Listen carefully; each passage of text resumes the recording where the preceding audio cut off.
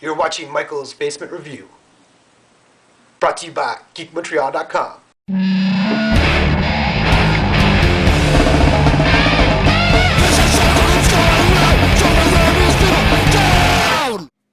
How to do? And I just came back from the Joe Rogan show, which was a lot of fucking fun. And I'm just gonna finish up what I started since last week. Um, my new theme is I'm always gonna be drinking when I'm doing this show. So by the end of it, my 83 subscribers will be raging alcoholics. And let's get back and right into X Factor number 42. This is really the smartest X book out there. I haven't said that enough times, and it's just going up and up and up and up. We find out what's going on with in the future. Some big things happening there. There's no more shocker endings, but the story is really interesting. You really want to follow the characters, where they're going to go on this path. Peter David is taking a cast of C-list characters and making them extremely interesting, putting them in the thick of the Marvel Universe in their own little way. And it's so enjoyable. And you come back more and more and more. You just want to read it, because it's just a smart book, and you feel that much better after reading a comic book. This is like a book why comic books should be read. And you also have a recap of the other guys find out about the priest, but that's just jargon if you know what I'm talking about. If you're reading the series, you say, oh, that makes sense. If not, I don't know what you're saying. But you should pick it up, definitely. On to another X book, 508. This has a really fun, old-time feeling to the X-Men universe. Like, if it kind of, it's... Like, I don't want everybody going fucking apeshit banana crazy for what I'm about to say. It's kind of reminiscent of John Bryan and Chris Claremont's run. Not in the fact that what they did was epic.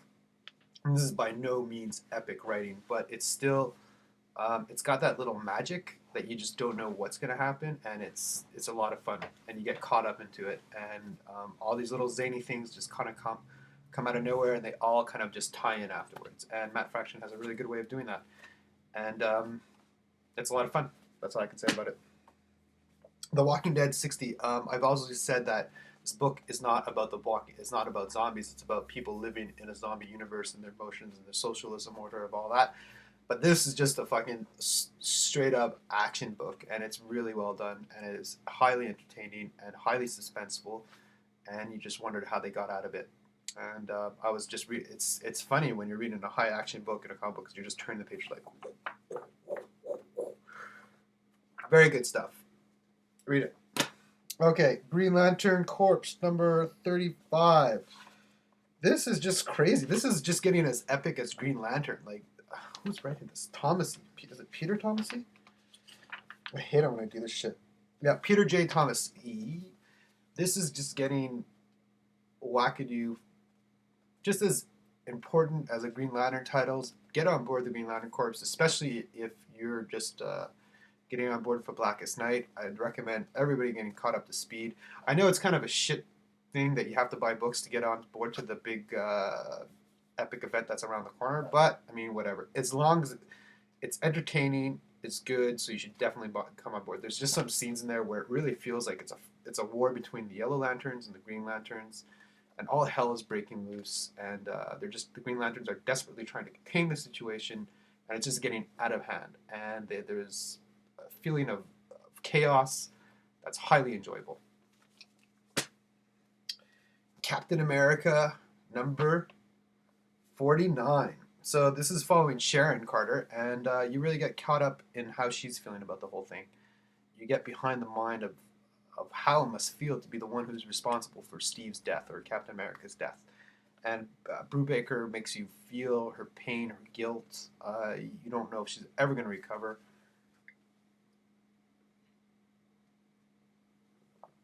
Beer makes you smarter. And there's a little bit of espionage going on with Sam. He's trying to find out some shit.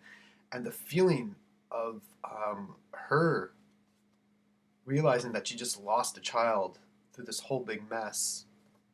It's a downer, but it's a good downer, because you're there with it. You're there with the moment, and you see her looking in the mirror for the first time, and you realize she's just... This is really well. This is great stuff, and this is another fun reason why you could get into comic books. And Captain America is just one zany, epic thing, and ever since issue 25. Imagine having that whole series from 1 all the way to 50. It's just one of those things that, like, he sat down at issue number 1 and Brubaker's like, I have an idea. And this is where I'm going to go with it.